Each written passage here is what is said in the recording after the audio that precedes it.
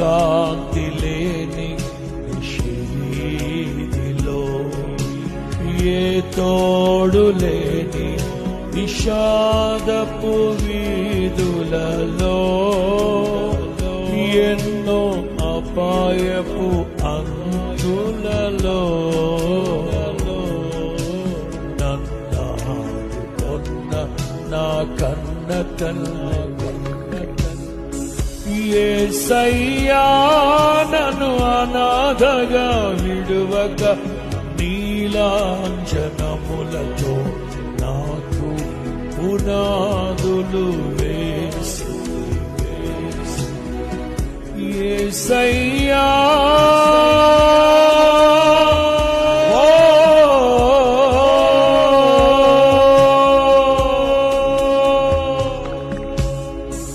యేసయ్యా,